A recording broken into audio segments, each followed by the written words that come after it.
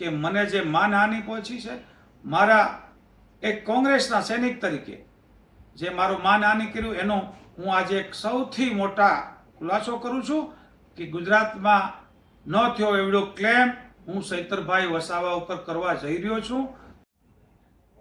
હું હીરાભાઈ જોટવા જાહેર ખુલાસો કરું છું કે હાલ વિસાવદરની ચૂંટણી જાહેર થઈ છે. એવા વખતે આપ પાર્ટીના ચૈતરભાઈ વસાવા બિનજરૂરી એક જલારામ કન્સ્ટ્રક્શનનો માલિક છું કે ભાગીદાર છું એવો આક્ષેપ કરે છે, ત્યારે મારે એટલું જ કહેવું છે લોકોને કે ચૂંટણી વિસાવદરની પ્રજા ઉપર મને વિશ્વાસ છે કે કોંગ્રેસને જીતાડવા માટે કટિબદ્ધ થઈ છે. ત્યારે આપ પાર્ટી ભાજપની બી ટીમ હોય એવી રીતે જ્યારથી કેજરીવાલ સાહેબ છૂટા ત્યારથી જોઈએ તો હરિયાણા હોય, જોઈએ તો દિલ્હી હોય કે નગરપાલિકાની ચૂંટણીમાં, ત્યારે એમના ઉમેદવાર ગઠબંધન છોડીને જ્યારે વિસાવદરની ચૂંટણી જાહેર ન થઈ હોય ત્યારે એમનો ઉમેદવાર પણ જાહેર કરે છે. અને ભારતીય જનતા પાર્ટીને નિશાન બનાવવાને બદલે જ્યારે એક મંત્રી ઉપર તપાસ ચાલતી હોય, એની તપાસ કોંગ્રેસે કરાવડાવી હોય, ત્યારે યોગ્ય દિશામાં તપાસ ચાલતી હોય ત્યારે એમની સાથે મારું નામ જોડીને હું એમનો ભાગીદાર છું. લોકોનું ધ્યાન ભટકવા માટેનો મોટો પ્રયાસ કર્યો છે કે જે એમણે સીધે સીધું ભાજપને મદદ કરવાનો ઈશારો કરે છે. કારણ કે મંત્રીશ્રીના દીકરાની ધરપકડ થાય એ વખતે હું કે મારા કોઈ સમર્થકો એમાં હોય તો ચોક્કસપણે ધરપકડ થવી જ જોઈએ અને ઉજાગર થવું જોઈએ. એમ ન થતા જે તપાસને ડાયવર્ટ કરવા માટેનો જે એમણે શ્રેષ્ઠતા કરી, એટલે જલારામની વાત કરીને પોતે વાત કરે છે, ત્યારે જે નર્મદા જિલ્લામાં જે ધારાસભ્ય છે ક્યાંની વાત કરું, એ વિસ્તારની વાત કરું, એ જિલ્લાની વાત કરું, તો છેલ્લા 3 વર્ષમાં જે કંપનીઓ કામ કરે છે એમની તપાસની વાત નથી કરતા. મારી પાસે કોઈને કોઈ સૂત્રો દ્વારા માહિતી મળી છે કે ચૈતરભાઈ ઘનશ્યામભાઈ પટેલ ભાજપના પૂર્વ પ્રમુખના ભાગીદાર છે. એમના નામની માહી નામની કંપની ચાલે છે. એ ભાગીદારી સાથે સાથે ત્યાંના લોકલ ધારાસભ્ય પણ ની પાસે પણ કોઈ એક દાહોદની કંપની છે. એમની તપાસ કરવાની વાત કરવી જોઈએ.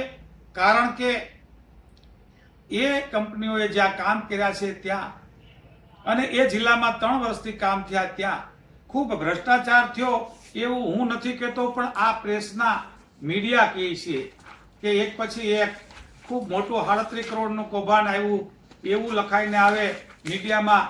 અરે આ તપાસ છે એમને પડતી મૂકીને પોતે એ જે ભાગીદાર છે ભારતીય જનતા પાર્ટીના પૂર્વ પ્રમુખની હારે એ વાત છોડીને જ્યારે કોઈની ઉપર આંગળી કરે છે, ત્યારે મારે એમને કહેવું છે કે ભ્રષ્ટાચાર જેણે કર્યો હોય એને પકડીને પૂરે, પણ કરોડોનો ભ્રષ્ટાચાર નથી થયો હશે કે નહીં થયો હોય એ કાગળ ઉપર છે, ત્યાંની ઓફિસને ખબર છે.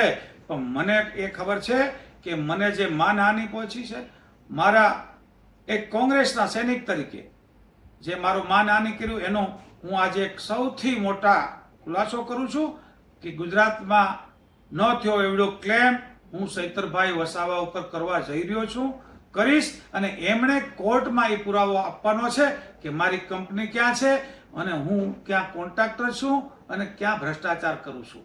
પણ એ કરે છે, એમની જે વાત છે લોકમુખે, એ 10% કરપ્શન કરે અને એ પણ એની મોડેલ ઓપરેટિવ છે કે અધિકારીઓ પાસેથી પૈસા લે, ડાયરેક્ટ એજન્સીઓ પાસે નહીં.